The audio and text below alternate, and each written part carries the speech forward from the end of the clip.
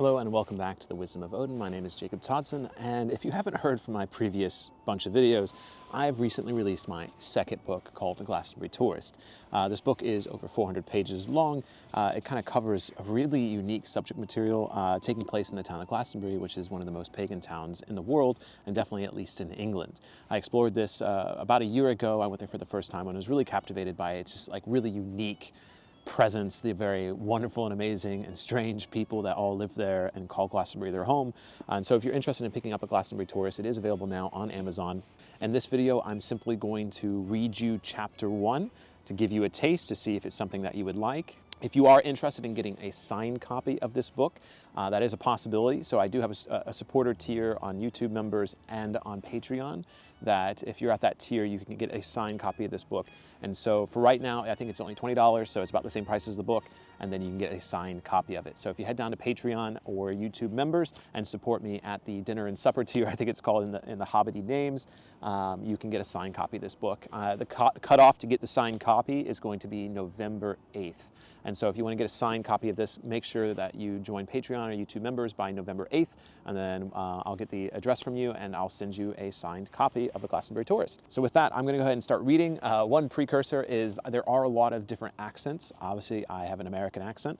This takes place in England, so I'm not going to read anything in an English accent. I might do some accents to certain characters. There is like a Scottish character, there's an Italian character, there is, Somerset accents, and it's a big part of this book. It's a huge amount of different cultures even within England here, and so I do want to be respectful, but obviously I have written them in a certain way, so I'm going to try to be as respectful as possible.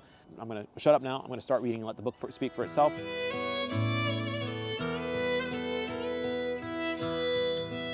The Glastonbury Tor was a hill visible from miles away, with a large tower that sat on top that towered over the valley like a lighthouse from a forgotten age.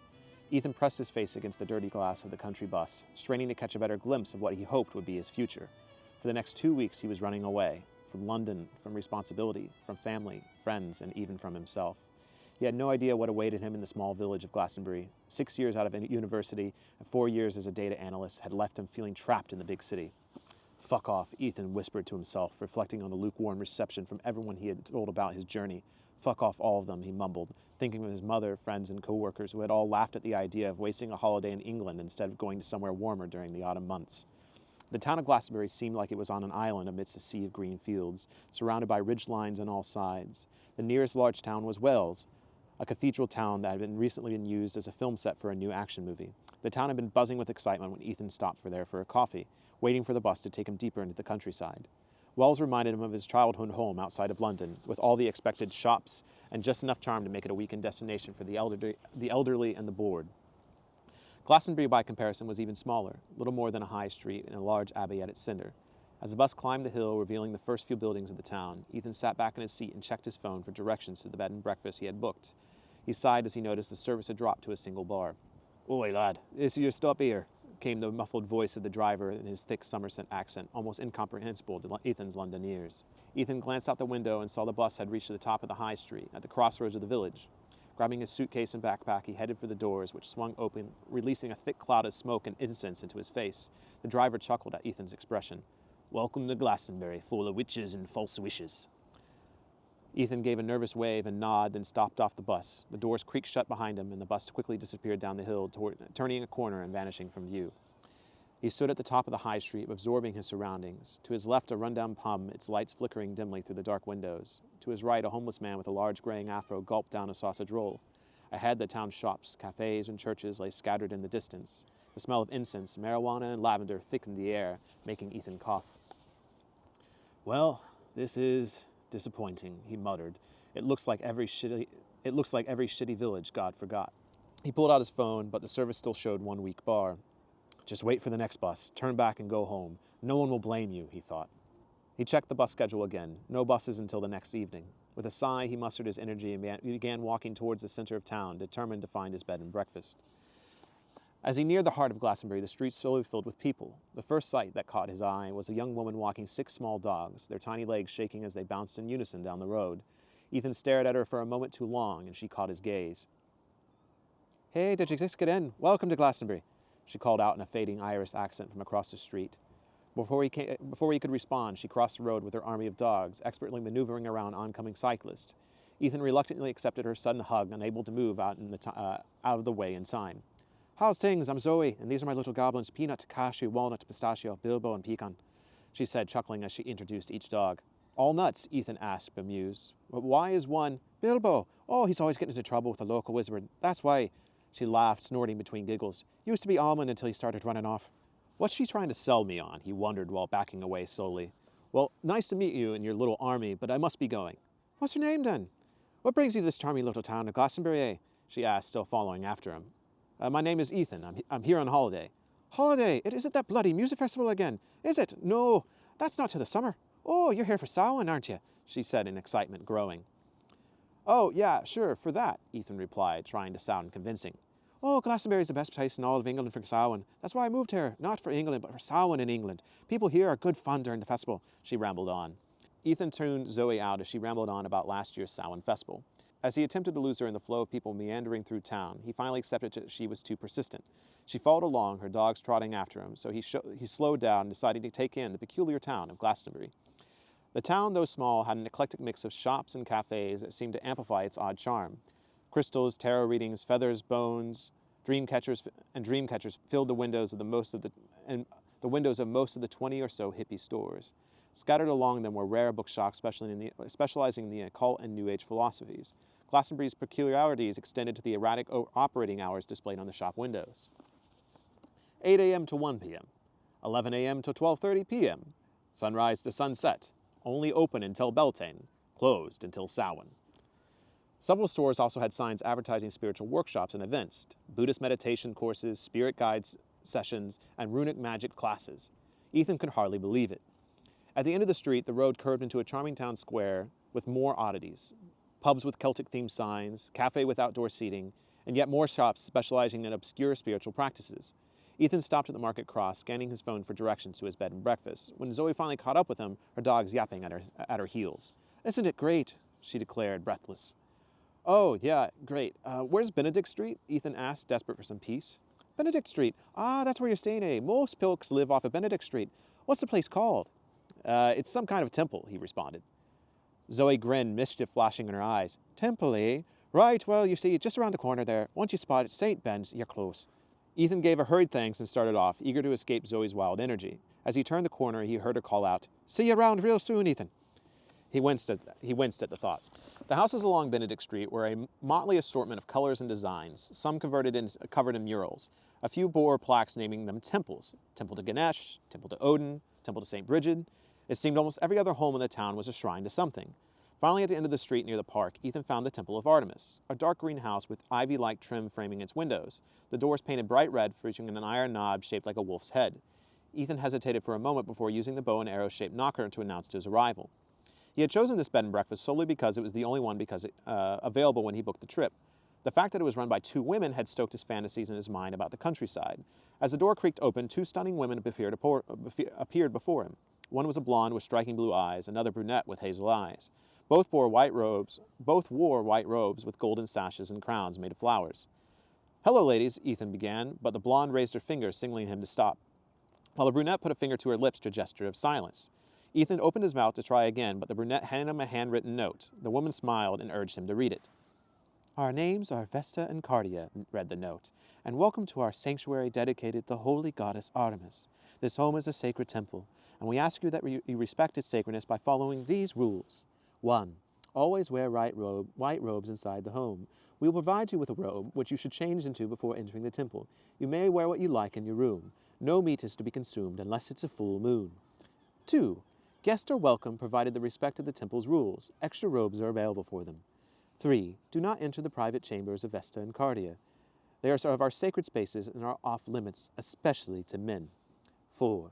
There is no television. We encourage you to disconnect during your stay. A landline phone is available in your room, but mobile phones are not permitted. 5. Any personal rituals or ceremonies should be done in your room unless they are dedicated to Artemis." "What the fuck? I'm paying to stay here," Ethan muttered. The blonde woman glared and flipped the note, revealing the final rule. 6. No profanity is allowed within the temple.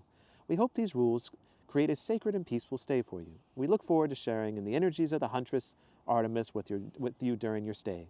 Additionally, we are participating in a silent fast meditation until the solstice. This means we are not speaking until December 21st. You may speak to us, but we may ask you to whisper and understand that you will not receive a verbal response. Goddesses' blessings, Vesta and Cardia. Ethan stood there, dumbfounded, turning the parchment over again to make sure he read it all correctly. I'm paying to stay here, he repeated under his breath. The brunette once again motioned for silence. Fine, Ethan whispered, defeated. I didn't expect all these rules.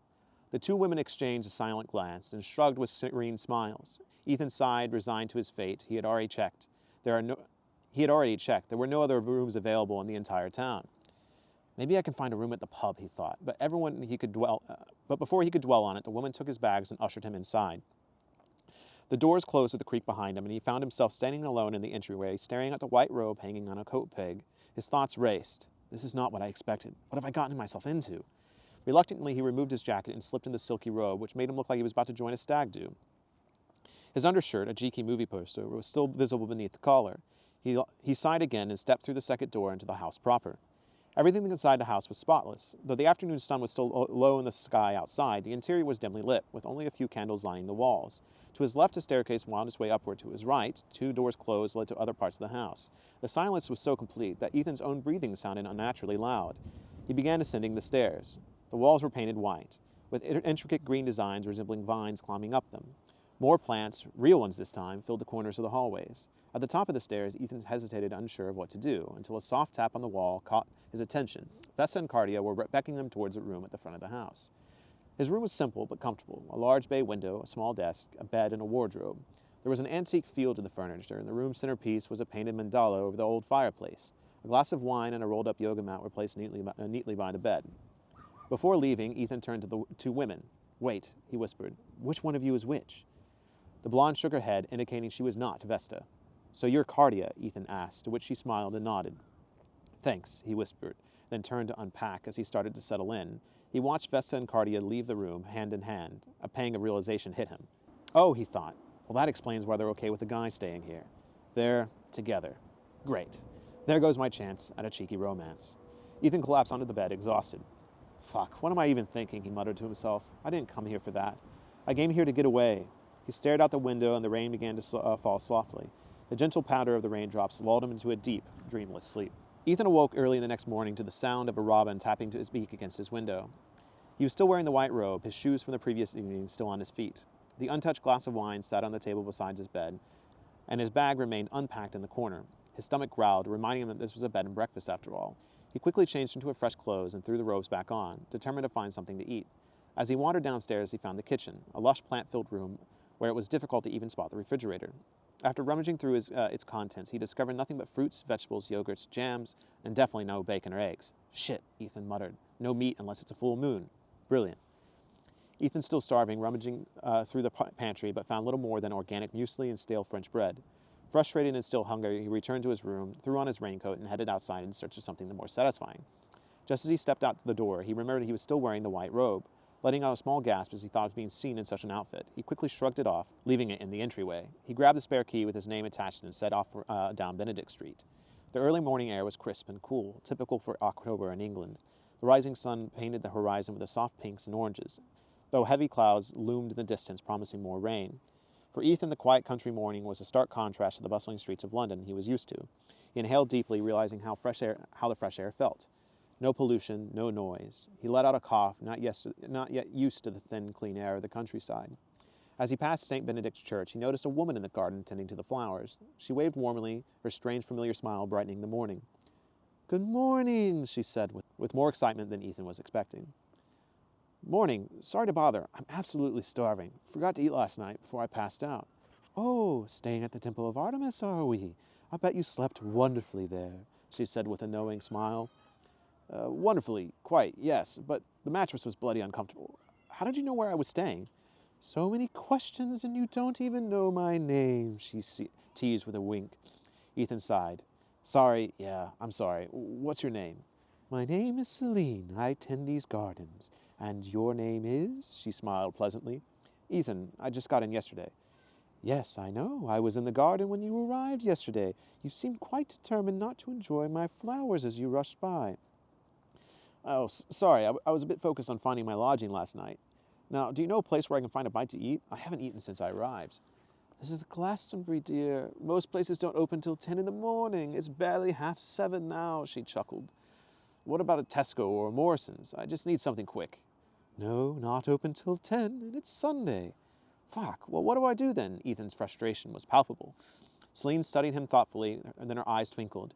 You could help me in the garden, and I'll cook you something after. How does that sound? Ethan hesitated. How long will that take? Until about 9 o'clock, she replied with a mischievous grin. Maybe some other time, Ethan said, backing away. Celine laughed softly and shook her head. Well, I know just the place for you. A new cafe opened recently, run by a couple from the north. It's called the Andrews Cross, right by the Market Cross. They open early. You'll love it, and the owners, I think. You'll love it and the owners, I think. Thanks, I'll check it out, Ethan said, already walking away. The St. Andrew's Cross was just where Celine said it would be. The cafe, housed in a brick building with a deep blue wood accents, featured large glass windows displaying the Scottish flag. Outside, a woman with fiery red hair and bright green eyes was setting out small tables and chairs, the cobblestone pavement still wet from the morning rain. Ethan hesitated for a moment, taking in the sight and the smell of meat and coffee wafting from the open door. I'm home, Ethan thought as a smile crept across his face. Inside, a large man with a thick Scottish accent popped his head out from behind a bakery display.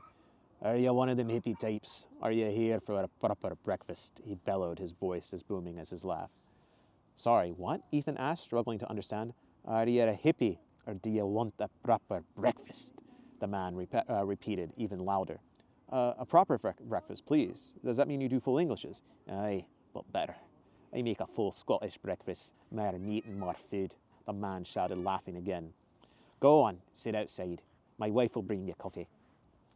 Ethan took a seat on the tables as the red-haired woman appeared moments later. Good morning, love. You all right? She asked, her much softer Scottish accent meant much easier for Ethan to understand. Coffee? Yes, please. Skinny latte, extra sugar. Lovely, be just a minute, she said before disappearing back inside. As Ethan waited, he observed the town waking up around him. The hippies the Scots seemed to dislike were loitering near the Market Cross, smoking and chatting. An elderly man wearing a pirate coat strolled by, barefoot, while workers set up a small festival in the parking lot of the town hall. Despite his initial misgivings, there was something comforting about the slow rhythm of the place. Here you go, the woman returned with his coffee, setting it down with a smile. So what brings you to Glastonbury, then? You assume I just got here, he questioned, taking a sip of his coffee. Aye, of course you did. Everybody's kenned everybody around here. That's going to be hard to get used to. You'll be fine. Less than 7,000 folk live here. She laughed. And they're all half mad, the man added, arriving with a plate piled high with food. Ethan's eyes widened at the sight of the massive breakfast. You weren't kidding. How much does this weigh? The man grinned proudly.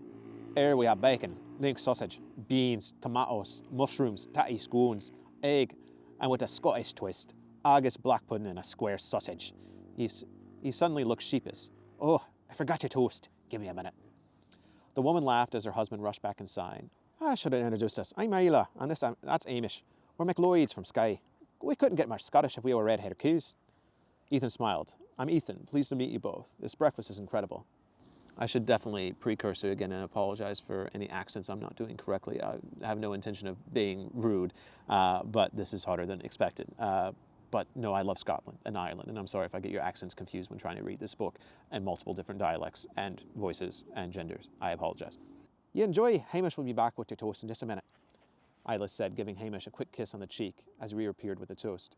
As Ethan tucked into his food, savoring the taste of real bacon and link sausage, he heard a voice from behind him. Buongiorno, my friend. I have traveled very far to be in front of you right now. May I sit and have a coffee with you? He said excitedly, his faded Italian accent adding charm to his words. I'm sorry, do I know you? You don't know me yet, but I know I'm supposed to know you. My name is Matteo, and I'm so grateful to have met you. He reached out for a handshake, but then when Ethan extended his hand, Matteo grabbed him into a hug. My brother, yes! Hurroo! He howled into the morning sky. What the fuck is happening right now? Who is this man? Ethan's thoughts raced, trying to remember if he had met Matteo before. I'm sorry, Matteo. I really don't think we have met before. Ethan said kindly, as if we're talking to a man out of his mind. Oh, I am sorry. I've been waiting for so long. Yes, you are right. We have not met. We are meant to meet. I have been told so. Matteo placed his hand over his heart and backed up. At this moment, Isla came out. Hey, you new here as well? Very good yous, mate. Can I get you a coffee or something? Yes, a coffee. Black, Matteo replied, glancing down at Ethan's half-finished plate. And whatever he is having, I have not eaten in 3 days. Of course, sit down. I'll get it right away. Isla pulled out his chair and ran back inside. Such a lovely woman. What is her accent? I have never heard such a beautiful voice before. It was like listening to English, but like someone forgot how to speak it, Matteo remarked gently, his sincerity apparent. She's Scottish. Wait, you haven't eaten in 3 days? Ethan replied. Ah, yes, not since I was in Brighton. Brighton, as in the south of England? Yes, across from France, where I took the boat. You came from France? Si, I mean, yes, originally I come from Italia. Isla returned with a black coffee, and Matteo took a sip. Beautiful woman, this coffee, you have no idea. After walking for 1 month, this coffee is life-changing, Matteo said with a deep gratitude. You walked for 1 month? Isla gasped. Wait, you walked here from Italy? Ethan said in disbelief. Yes, Matteo responded humbly, taking another sip. I will gladly tell you my story, he said, looking at Isla, but for now, I must talk to my brother, please. Oh, of course, I would go check on Hamish and see if your breakfast is ready, Isla said awkwardly. What do you want to talk about with me? I still don't know who you are. Matteo took a breath and collected himself.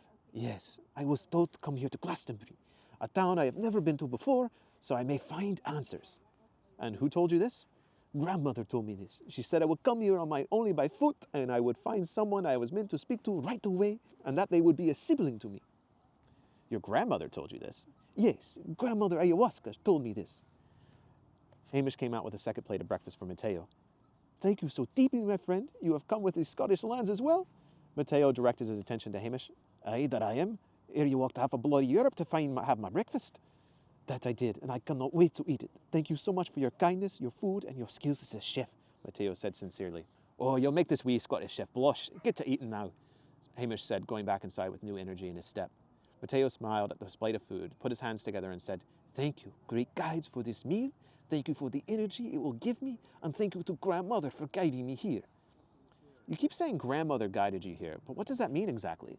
I do not know. This is why she is mysterious. She tells you so much, but you can only understand parts of the story. The parts I understand is that I have to be here, and that you and I could help each other. So tell me, your name and what gathered you here? You don't know my name? How would I know your name? We just met. Are you messing with me, man? No, I do not understand. Why would I know your name? Matteo seemed genuinely confused. Ethan looked at him and then looked out in an awkward laugh, and then let out an awkward laugh. Sure, okay, my name is Ethan. Your family name? Matteo asked between bites of black pudding. Rivers. My name is Rivers. Matteo took a bite of beans and looked at Ethan as if to say, Continue. Yeah, okay, so I came here on holiday to get away from London from a bit. That's really all there is. This cannot be. My brother did not come here for such a simple reason, Matteo said, pausing before speaking again. What happened to you in London? What happened? Nothing happened. Oh, come on, Matteo glared. Well, yeah, I worked a job moving files from one server to another. By the time I got done moving the files, another system required me to move them again. I would say that's nothing. Do you think your value is based on your job? What do you love about London? Love about London? Shit, I've never thought about that before. Why I love London. What do people usually love about it? Just say that so he backs off, Ethan thought. The food. The museums are nice. I liked or rather loved the theater scene. My friends there were a good laugh. Okay, let that be your answer, Matteo said, returning to his plate of food.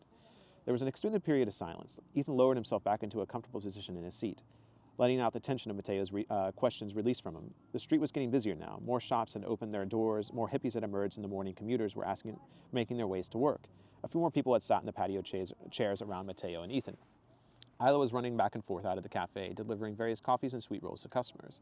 The sound of the town was like gentle hummingbirds. A gentle vibration of activity was built with every new person that joined the area around the market class. So, what is there to do in this Glastonbury anyway? Matteo asked, breaking through Ethan's drifting thoughts. Well, I think you can climb to the Tor. It's supposed to be quite nice. The Tor? Oh, you mean the tower on the hill? I saw it from a distance earlier today as I walked. Yes, we do need to talk about that, Ethan had almost forgotten. You walked here? Well, shit, how was it? Long, but incredibly beautiful. This morning in England are something truly special. The nights, not so much. Very cold. Why don't you just take a bus or fly? Because grandmother told you, Ethan finished. Ha, see, you are getting it now, my brother. Yes, she showed me the walking here, so that is what I did, Matteo replied with a satisfied smile. So, shall we climb the tower together? After they had both finished their plates of food, they walked up the high street together. The early morning sun had surrendered to clouds, leading to a light rain typical for this time of year. The majority of the stores were now open to the public, and despite Ethan's initial impressions of the town, a fair amount of weekend tourists were now visiting the various novelty shops around. Matteo stopped in front of one of the shops in particular, the Nine Realms, a small blue frame storefront in this little with little visibility inside. The display showcased many figures, books, candles, and oddities. Whoa, I can't believe these things they sell here. In my hometown, I think they still burn witches, Matteo exclaimed. Really? There's a lot of stores in London that sell this crap too, Ethan replied. Do you think it's crap? So you've purchased these things before? What? No, I just, the whole witchy vibe. Ever since those Harry Potter books, it's been all the rage in England. We should go in. Let us see some of these things. Experience the town, Matteo said, smiling already, opening the door to go inside.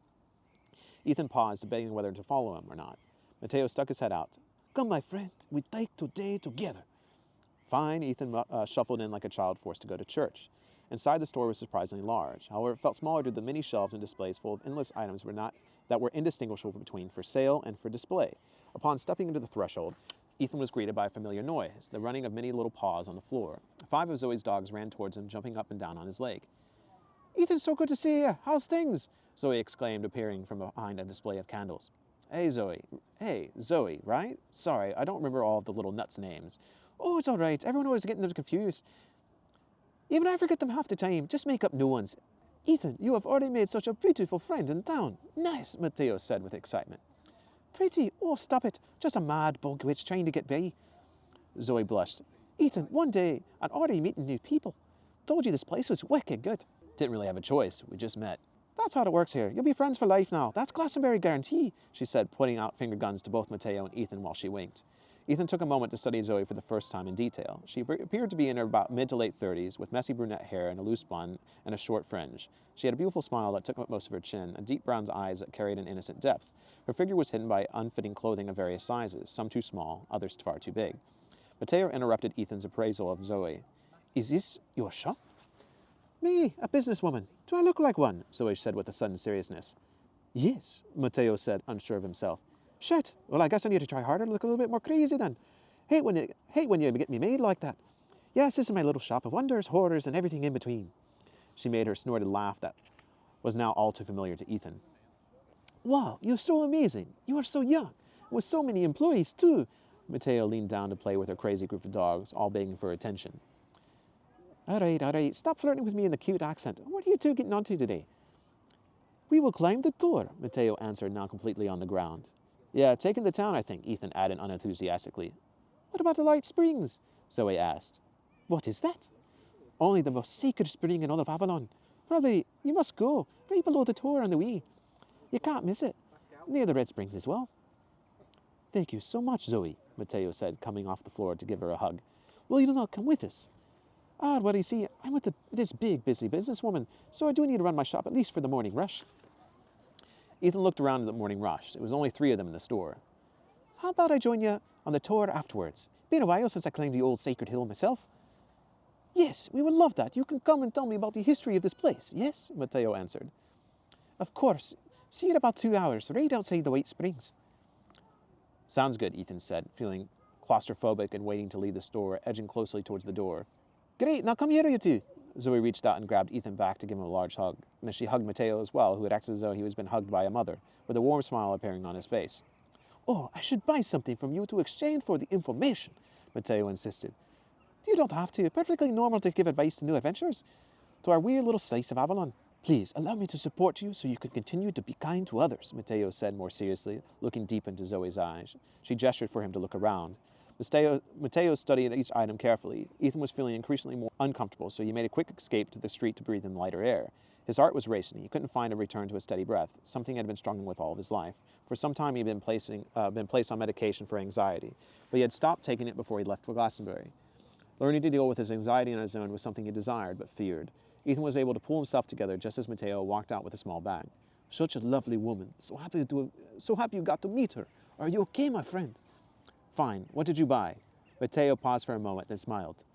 I will show you when we get to the White Springs. And that was chapter 1.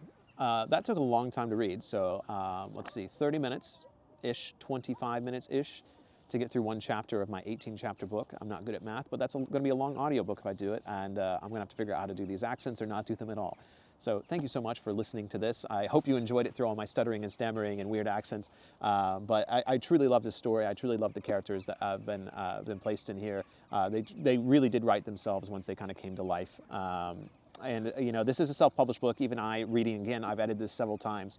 I noticed a couple of small errors, so I'm going to try to fix those. It's a never-ending process, but you know, that's part of the self-publishing world. So thank you so much for anyone who supports this book along the way, and thank you for anyone listening to this.